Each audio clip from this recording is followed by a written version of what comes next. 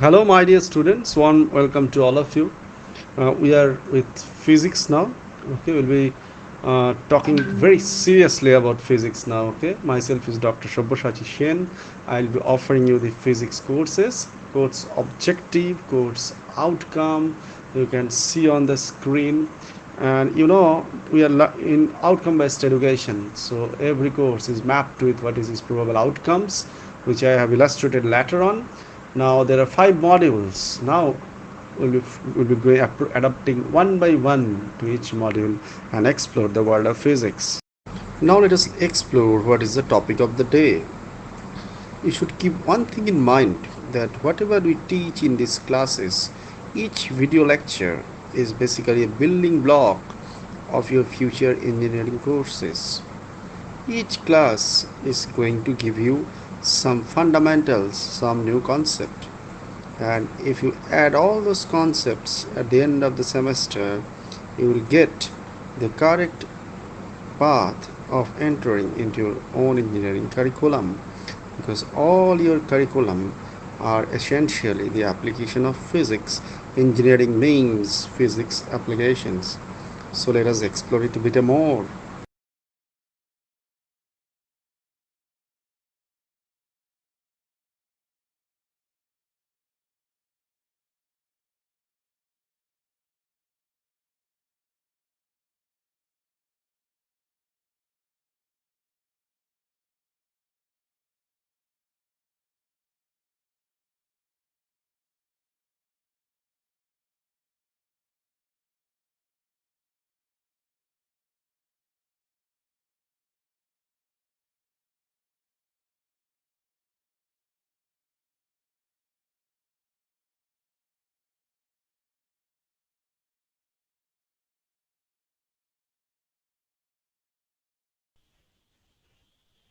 Hello students, very good morning and one welcome to my class of Physics 1. This is the 29th class of Physics 1 courses. And so far we have made a very long journey, starting from the basics of quantum theory to some wonderful ideas like the wave nature exhibition of wave nature by matter. And I told you those are quantum ideas are very useful for doing anything in respect of modern physics. One of them is obviously the solid state physics that you are learning.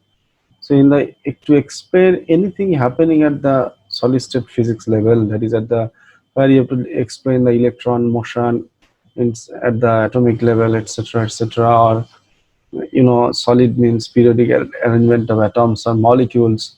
So how electron moves there. So there, the ideas of quantum mechanics are applied. We'll do that application. We'll solve that problem, but not now, in the next year. Before that, we have to know the structure of solid itself very carefully. So that in first year, that's what we are trying to offer. We're trying to offer, or we are trying to tell you how a solid structure is made of, or what are the different variants of the formation of the solid structure.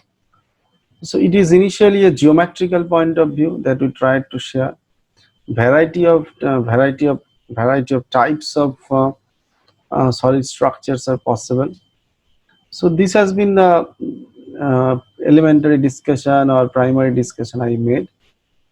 Now, by solids, there are three types of solids mainly, or any matter for that matter are available. Some of them are very good conductor of electricity or heat, which we call as conductor. Okay, or metals are normally the very good conductors of electricity or heat. Another is that insulators. Okay, they are not good conductors. Okay, they're not good conductors of both electricity and heat. Okay, so now in between metal and insulator also there are semiconductors. Those conductivity lies in between a bad conductor or a good conductor, that is insulator or metal. So these are the three more classifications of the material. Now I'll make a twist in my start discussions on solid state physics. I'll now talk a bit about semiconductors, because this is the age of semiconductors. Whatever you do, whatever be the electronic devices you see, mostly or fundamentally they were actually, I should say now, were based on the solid state electronics or semiconductor electronics. Although because of the introduction of nanoelectronics, which you learn in the next year, the semiconductor electronics days are also coming to almost their days are getting numbered, that old approach of semiconductor electronics. But still the concept of semiconductor and utilizing the electron flow or current flow through a semiconductor, that is ever present. Okay, so those things you need to learn as a beginner of the courses. Okay, so in this course, the main objective is that I will make you introduce with the semiconductors, variety of semiconductors.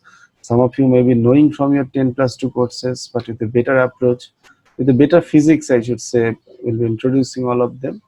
So at the end of this, the outcome of the course will be that you will be able to explain variety of semiconductors, the basics of semiconductors, their categories, their classification, how do you make use of them, fundamentally for the formation of the diodes and so on. Okay, so these things we will learn. So we'll do that. So let us begin the journey. This is obviously the 29th lecture in a row. It's a long journey, and this is me.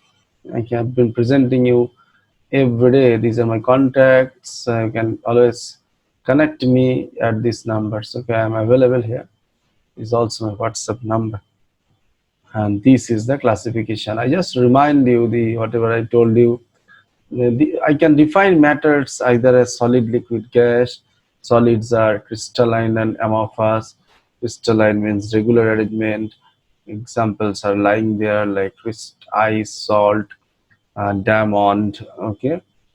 Main mantra is that there is a regular arrangement of the material atoms or molecules. So a variety of crystals like diamond crystal, sodium chloride crystal, water crystal means ice. Okay. I request you to see a movie called Frozen. Two movies are there, Frozen 1 and Frozen 2. Two beautiful movies. You must experience it. It's a cartoon movie, but it all talks about how you various crystal structures of ice, various formation of ice. Okay, very beautiful. Okay, but must see and experience it. Okay, but learning becomes fun. That is our main objective. You'll see how that variety of patterns of eyes are generated there. It's a wonderful movie, okay, to look at. But that's a different story. But what I'm trying to tell you, that is a solid form of our water on molecule. Okay, and variety of structure you can get, not just ice cube that you see in your refrigerator. You can get it. Okay, whatever they have shown there. These are the various crystalline solids. Molecular crystals, ionic crystals, network crystals, metallic crystals, molecular crystals, polar, non-polar, etc. I discussed. Now amorphous, there is no regular arrangement at a long distance. So long. These are some examples, and this is the formation of the lattice points to the concept of unit cell, which are repeated. Unit cell is a basic unit which, when repeated in space, makes a crystal. Okay, in 3 dimension it looks like this. Now unit cell is defined by three lengths, ABCs, and triangles, alpha, beta, gammas. So their combinations will give you 7 primitive unit cell. 7 primitive unit cells are there, and these are the 7 primitive unit cells. Okay, cubic, rhombohedral, hexagonal, tetragonal, orthorhombic, monoclinic, triclinic. But you see at those corners, so when you add some atoms like here, these are only points. If you add atoms here like copper, you're adding, then and only then you make a crystal. Now instead of copper, suppose you're adding silicon, then you could make a silicon crystal. Okay, if you add germanium, you make a germanium crystal. And when you'll be learning semiconductors, so I'll be talking about this regular periodic arrangement of silicon atoms, so germanium atoms, when you talk about the regular crystallographic structures. Okay, so we'll do that. So only keep it in mind then that this lattice point being occupied by an atom, maybe copper here, maybe silicon or germanium, that is called a basis point. Okay, basis point is the word, not basic point. Okay, it's a wrong written. It is basis point. Okay, actual wording is This is called basis point. Okay, this is basis point. In any case, these are the probabilities. These are the 14 probabilities are there. I discussed it already in your class. We have put special focus on the cubic crystals, simple cubic, body-centered cubic, face-centered cubic, related parameters. Okay.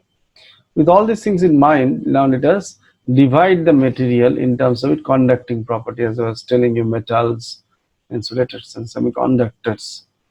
Now, semiconductor, some of the semiconductors maybe are called intrinsic semiconductor or pure semiconductor. The word pure is connected with an opposite term called impure semiconductor. As you know, the other part of the story is impure semiconductor or called extrinsic semiconductor.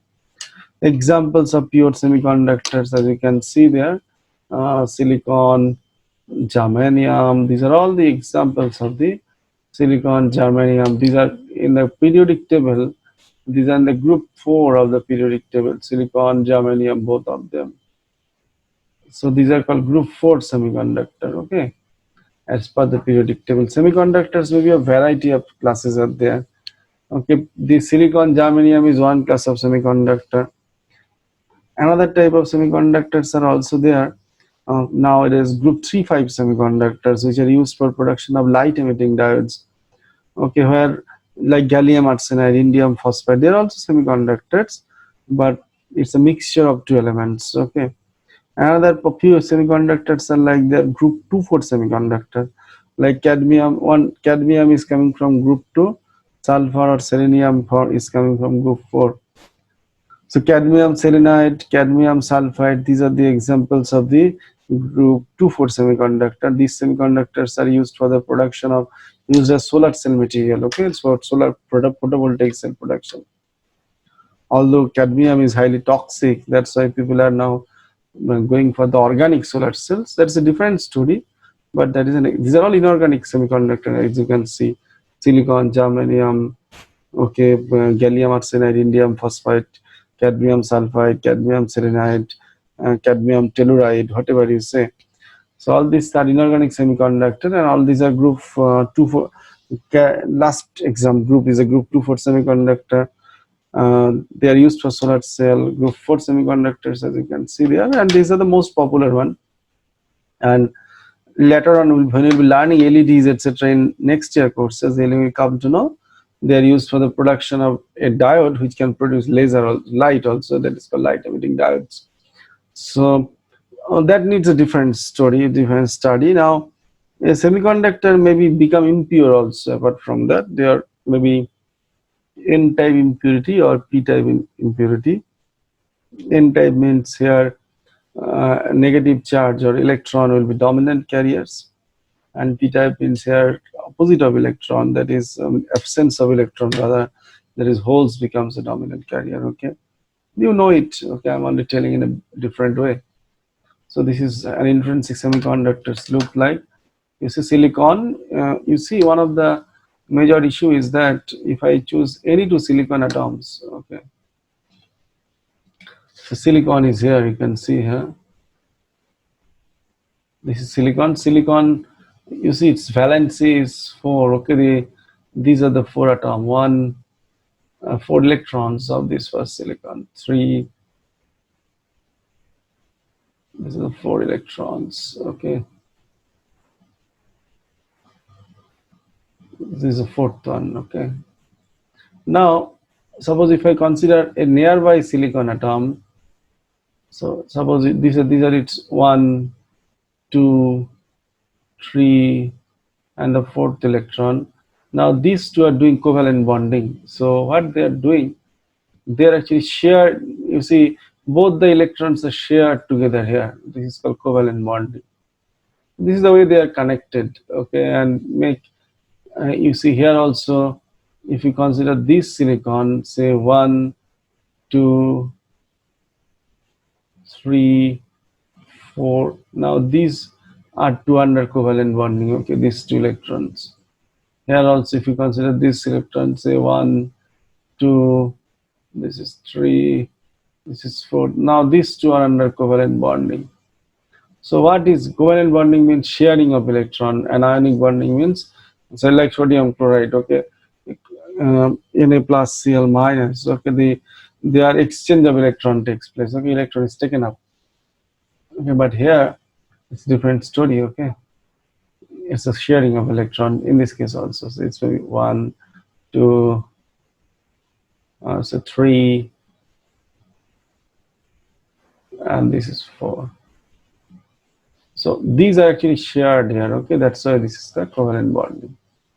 Okay, and you see, its pure semiconductor is like this much. If you heat the system, that many things, okay, electron will move from, I'll show its band structure, then you realize they can move from the valence to conduction when many things can happen. And now, another beautiful story is that I'll get into the concept of hole later on, although it is shown there. This is a pure germanium, silicon semiconductor. Same thing happens for germanium also, whose valence is 4. But how covalent bonding is done, you please experience it in a, okay. You please see how it looks like. This is silicon whose atomic number is 14, and these are the 4 electrons. 1, 2, 3, and 4. These are those 4 valence electrons, okay, which are shown here. These are the electrons, 1, 2, 3, 4. Or germanium, atomic number is 32. Okay, but these are the valence electron. Valence is 4, group 4 element. Whatever you choose, the story remains same. Now look here at the right hand side picture. Okay, you can see it's an animated picture. Germanium is there, and that 4 outside electron. Okay, a valence electron is there. So when they're coming together, you see this is the electronic configuration of silicon: 1s2, 2s2, 2p6, 3s2, 3p2. So that 3p2, okay, you can see there 3s2, 3p2. They are the 4 valence electron. Okay, you see, look here. This is a single silicon. Okay, now 1 to 2 silicon. You see, this is a sharing of electron, covalent bonding. Okay, now 2 to many. You see, as I've shown you. Suppose this is the same silicon. If they're coming here, it is making covalent bonding here, covalent bonding here, covalent bonding here. If you consider this one, it is making covalent bonding here, it is making covalent bonding here, covalent bonding here, and here, like this. Okay, so basically this is the way it takes place. Okay, the covalent bonding structure. Again, some more vivid pictures also you can see, but main mantra is that you see electrons are being shared. Okay, now this is a band structure of a pure semiconductor. What is band structure? How it is, you've developed all these things you learned in the second year physics courses, okay, but only come to know that electrons, when it makes a solid structure, you have a lot of silicon atoms or germanium atoms are kept placed together. Okay, now if you apply quantum mechanics, you can solve that problem, okay, using a model called Cronich-Peny model that tells you how you can plot the energy of the electrons occupying electrons against energy. Okay, the momentum of the electron, if you plot it against variety of energies, okay, these are basically you see, these are the energies of the electrons living here. Okay, so electron with different type of momentum, actually these are called EK diagrams. Okay, actual plot is like this. If you learn more quantum mechanics, you'll come to know H cut K is actually stands for momentum. So basically any electron here has got two meaning. Okay, it is with some energy and some momentum. So this is another electron with some energy, same energy here and some momentum, like that. Okay. So this is the meaning, okay, of the EK diagram, okay, that tells us probable momentum connected to the probable momentum. Momentum means the motion of the electron. So in this way, you can actually, suppose you have got a lot of silicon atoms are kept there, many electrons are moving together. If you plot there, if you just think like this, if you solve quantum mechanically, if you want to plot the energies of all the electrons, you'll be having direct of electron with direct of momentum. So basically, with same energy, you can see all these electrons are moving with same energy, different momentum. Okay, this is a video of diagram, and in any case, what happens if you've got large solid structure? Okay, you've got this type of energy levels. They're called occupied by the electrons. Okay, called valence band. Above that, it is called valence band. Actually, just when there is a deterministic energy level called Fermi level, below which all the electrons are present actually, above which normally at absolute zero, above which it's all empty. If you heat the system, electron from here goes to here, electron from here goes to here. And this is called conduction band. It is normally remaining empty. So if electron moves from here to there, one empty space or absence of electron with here, that is called hole. Normally, in intrinsic semiconductor, what happens? You see, what electron has to do, it has to travel from the minimum energy it's needed, it has to travel from the top of the valence band, this is called valence band, to the bottom of the conduction band, and that energy gap is called band gap. Okay. Now, from metal to insulator to semiconductor, actually this band gap varies. In insulators, this is very high, because that means if you have to send an electron from here to there, you have to send a lot of energy to the electron. For diamond, it is like 6 electron volts, and for semiconductors, it is very low. Okay, it is this gap is like close to 1 electron volt. Okay, for germanium, it is like say 0.7 electron volt.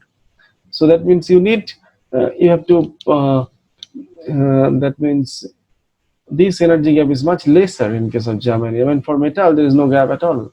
The valence bands and conduction band overlaps. So that means the concept of hole is more prominent in case of semiconductors, because it only needs an electron. If the gap is less, possibility of electron going from here to there will be more. Any absence of electron means creation of a positive charge. So you'll get okay, if I've got 4 electrons moving together, I'll be having 4 electrons here. Say 1, 2. Okay, I've got 4 electrons here, and 4 absence of electron here. Okay, 4 electrons are absent here. Now these 4 absent electrons, and these are the 4 electrons are now moving in the conduction band. You see, in intrinsic semiconductor, the number of electrons that you are moving, it is producing equal number of holes. Okay. So basically, total number of electron concentration. I just shown you a brief rough example. But in actual, sorry, there will be crores of electrons. So then the concept of electron concentration will come. Electron density will come. Actually, electron density means number of electrons per unit volume. So now number of electrons in the Venn valence band will be equal to the number of electrons in conduction band at a high temperature than absolute zero will be equal to the number of holes created in the valence band. Okay. So ultimately, what it does, okay, there is no net electron, the equal numbers they are present. Okay, and so Fermi level is present there, half the way between valence band and conduction band. Normally, in germanium semiconductor or silicon semiconductors, as I mentioned, this gap is like 0.7 electron volt to close to 1 electron volt, and in the insulator, this is very high, 6 electron volt or above. So this is the way it is done.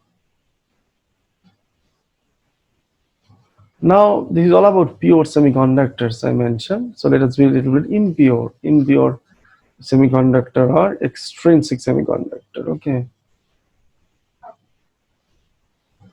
How do you do so? In the structure of silicon environment or germanium environment, if you add phosphorus or arsenic, okay, that means you are adding these to a pure silicon or germanium?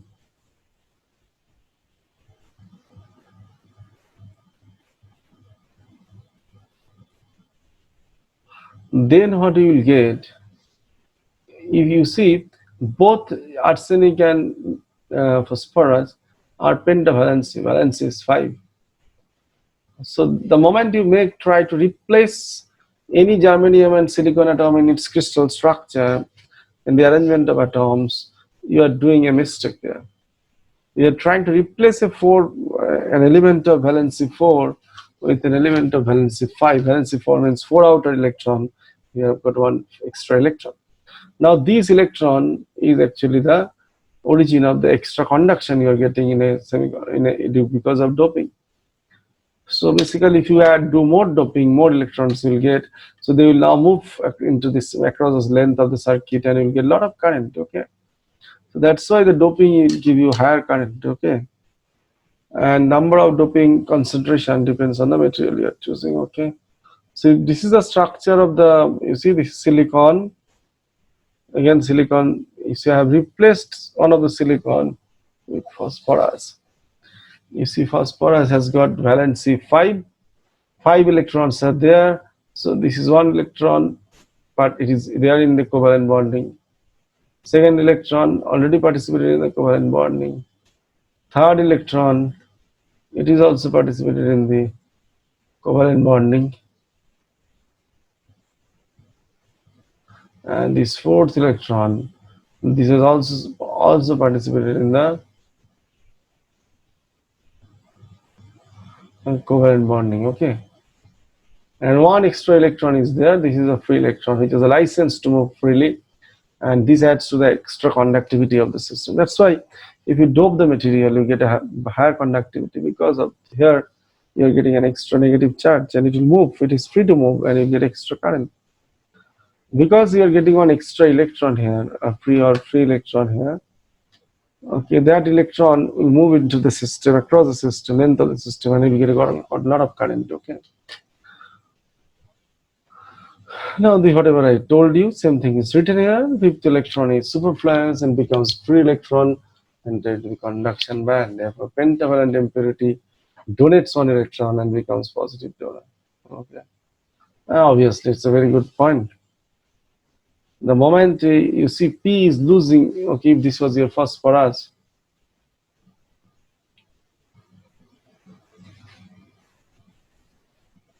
it's okay. Normally it is charged neutral. Now what it is doing, it is losing a bit of negative electron. If you lose the electron, you become a center of positive ion.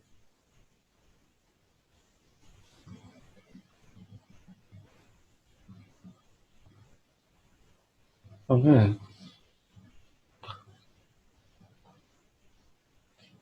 So now if you do the opposite, suppose you are replacing silicon in the crystallographic structure with an element which has got 1 less electron compared to germanium.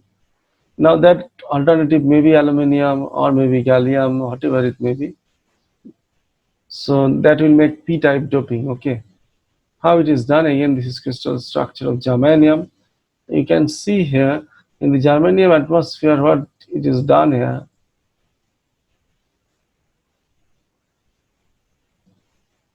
In the germanium atmosphere, what you have done, you have added 1 extra aluminium. You've added 1 extra aluminium. Now aluminium has got 3 valency. Valency 3 means this is 1 electron participated in covalent bonding.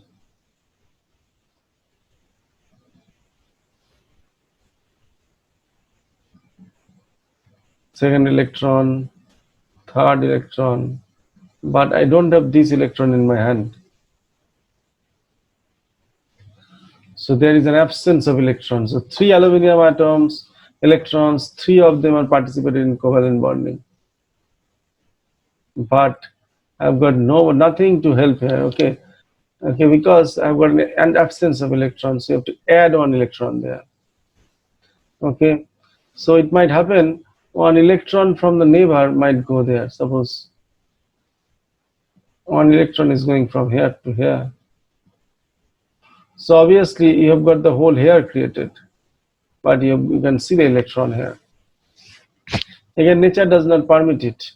If one electron from here might go here. Okay, now again you are creating a hole, absence of electron. Absence of electron is popularly called a hole, and ultimately you can see in this direction, according to my drawing, actually it is happening. You are getting a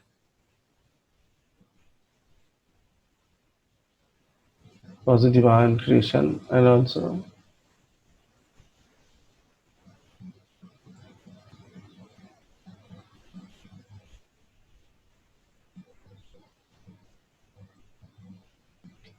okay, you can get extra current because of this hole. So what impurity is doing, it is giving additional contribution to the current flow. Okay, additional contribution to the current flow. So gallium is an example, aluminium is an example. So it's all about covalent bonding, absence of one electron, occupancy by another electron, creation of hole, and its flow. Okay.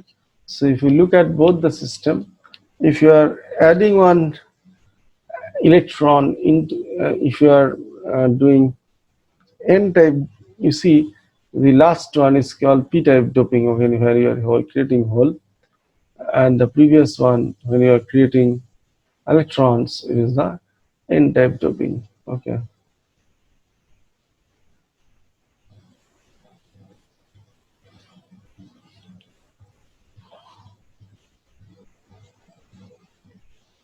Okay, these are both same thing is written. Okay,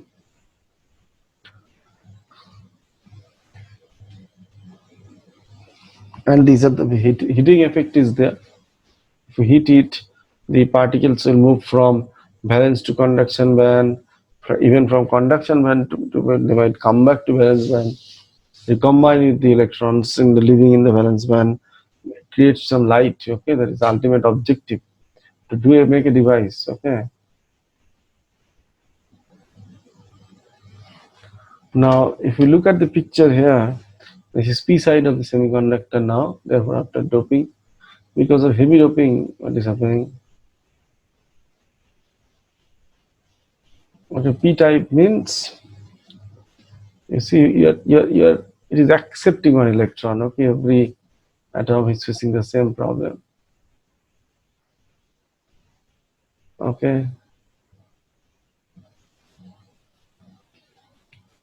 so that side is acceptor and it is accepting the electron, and the right hand side is donating one electron. Okay, so the moment it is this in the p side configuration, you see if you look at the picture, aluminium by default is charged neutral. Now in the aluminium atmosphere, although it is not wanted, but for the purpose of the experiment,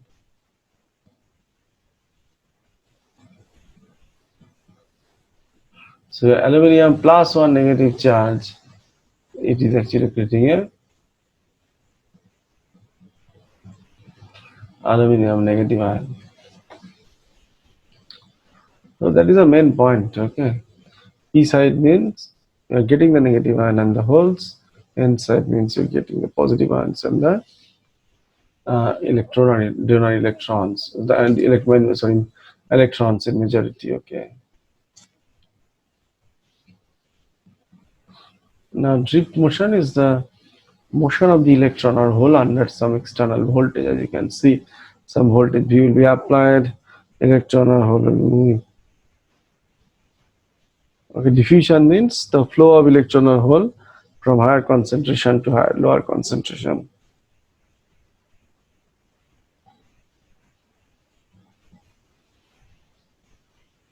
Okay, now the formation of p-n junction, you can see electrons right hand side is inside, so they are going to the left hand side.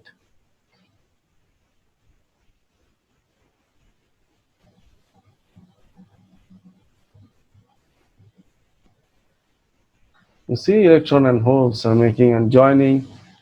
Okay, electrons are marked in blue.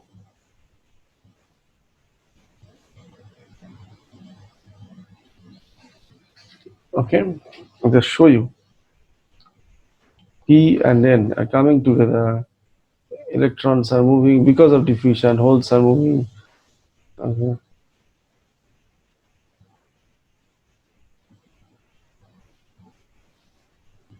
Okay, you can see here.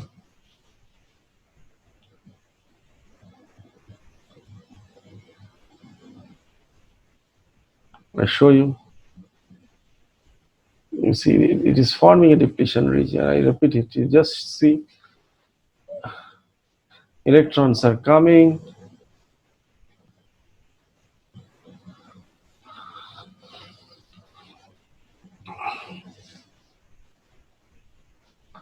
Joining to make the PN junction.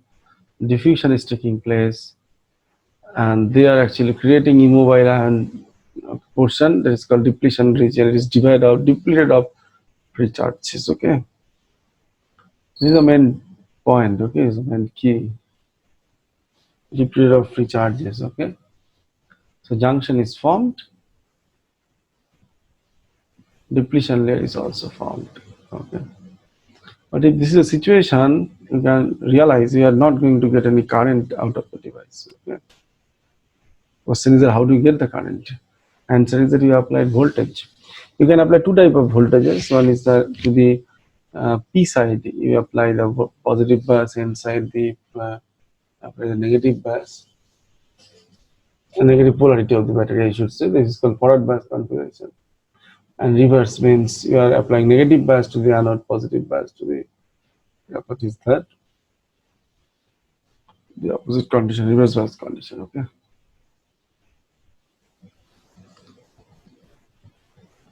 Now we'll focus on that now. Okay, the formation of the diode, depletion layer, everything I shall do, but not now. Okay, wait for the next class.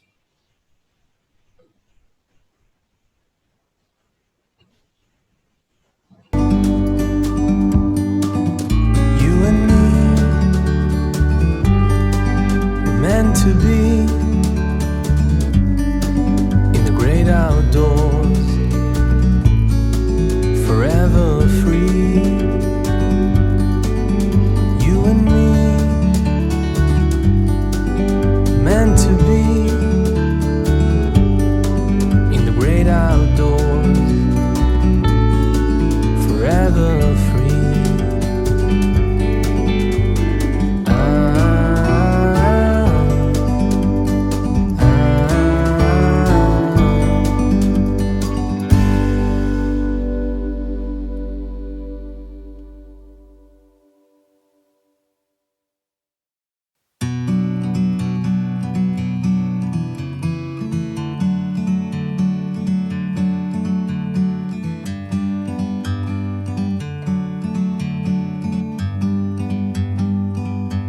Like a bird on a tree, I'm just sitting here. I got time, it's clear to see. From up here, the world seems small. We can sit together, it's so beautiful. You and me, we meant to be in the great outdoors, forever free.